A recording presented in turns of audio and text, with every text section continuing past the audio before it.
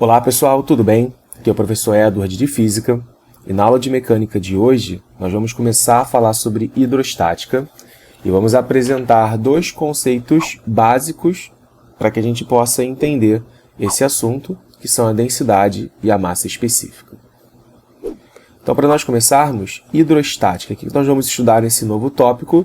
Hidro, quer dizer água, estática quer dizer parado, em equilíbrio. No nosso caso, não vai ser só água, Nós vamos estudar, na verdade, a fluidostática, porque nós vamos pensar em qualquer fluido especial, qualquer líquido em equilíbrio. E, em geral, nós vamos usar a água como principal exemplo para que a gente entenda o comportamento dessas porções líquidas no estado de equilíbrio. Vamos agora definir a densidade. Pessoal, a densidade de um corpo, geralmente a gente representa pela letra D, ou pela letra Mi, ou pela letra Rho, tanto faz. Ela é definida como a razão entre a massa de um corpo e o seu volume. Então, por exemplo, se eu tenho aqui um sólido, uma esfera, cuja massa seja de 100 gramas e cujo volume seja de 50 centímetros cúbicos. Qual é a densidade dessa esfera? É só você dividir a massa pelo volume, vai dar 2 gramas por centímetro cúbico. A massa específica, muitas vezes, a gente vai confundir com a densidade. Às vezes elas vão ter o mesmo valor. A diferença básica é que a massa específica é uma propriedade de uma substância em específico. Como assim? Imagine que eu tenho aqui uma substância de ferro. O ferro é um material que tem uma propriedade. Cada centímetro cúbico de ferro possui uma massa de mais ou menos 7,9 gramas. Ou seja, se eu tiver 2 centímetros cúbicos de ferro aqui, eu sei que eu vou possuir uma massa de 2 vezes 7,9. Aí você fala, mas professor, isso não é a densidade? Eu não fiz a razão entre a massa e o volume? Na verdade, não. Imagine que eu tenha agora uma substância, por exemplo, oca.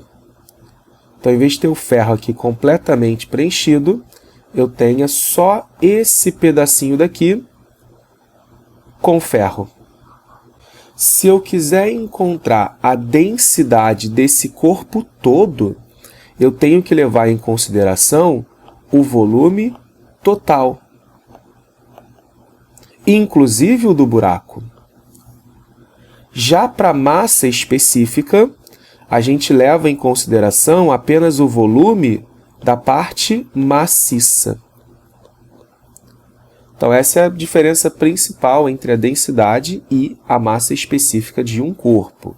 A parte maciça, a partir da massa específica, vai nos fornecer a massa do corpo e o volume total vai nos fornecer a densidade. E a gente vai ver que existe uma relação entre a flutuabilidade dos corpos e a sua densidade, pessoal. Não é a massa específica que vai diretamente dizer se eu jogo um objeto na água, por exemplo, ele vai boiar ou ele vai afundar. Essa relação é com a sua densidade. Professor, como é que eu decoro essa diferença? É só pensar, massa específica tem massa na palavra, não é? Então é a parte que efetivamente tem matéria. Vamos agora falar das principais unidades de medidas da densidade ou da massa específica. Como a definição das duas é massa por volume, a unidade de medida delas acaba sendo a mesma.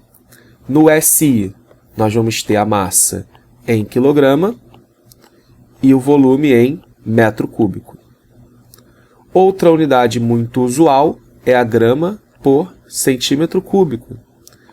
Nós também podemos utilizar quilograma por litro.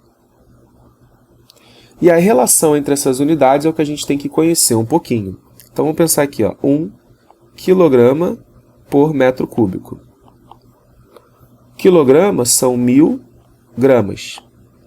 E o metro cúbico é 10 a sexta centímetros cúbicos. Podemos simplificar 3 zeros aqui.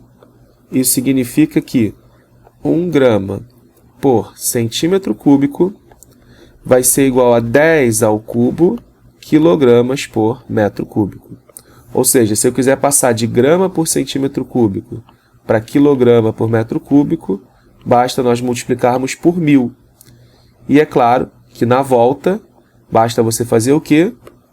Dividir por 1000, tá? Pessoal, grama por centímetro cúbico,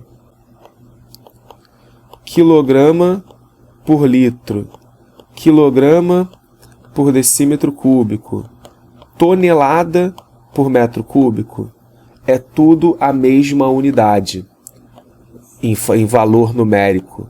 Não tem nenhuma conversão que você precise fazer entre elas. É só trocar uma unidade pela outra diretamente. A vantagem em usar uma unidade ou outra, ela vai ter a ver com a própria substância. Então, se nós estivermos falando, por exemplo, de uma substância gasosa, é muito mais provável que a gente utilize grama por centímetro cúbico. Se nós estivermos falando de uma substância já líquida ou sólido, a gente costuma usar quilograma por litro, quilograma por decímetro cúbico. Se é uma substância densa demais, a gente pode usar até quilograma por centímetro cúbico também. Ou seja, a unidade ela vai variar de acordo com a facilidade que a gente tem em transmitir a ideia da substância. Beleza? Então, pessoal, nossa aula de hoje fica por aqui. Eu espero que vocês tenham gostado. Até a próxima. Não se esqueça de se inscrever no canal, deixar o seu like se você gostou desse vídeo. Pode colocar as suas dúvidas aqui nos comentários e compartilha com seus amigos para que eles vejam essa aula também. E pode me seguir lá no Instagram, @EdwardFísica.